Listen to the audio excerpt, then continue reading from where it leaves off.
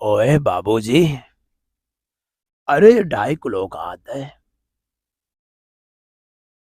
ये मेहनत खून पसीने से कमाई हुई रोटी की है। मुझे किसी के टुकड़ों पे पलने की जरूरत नहीं।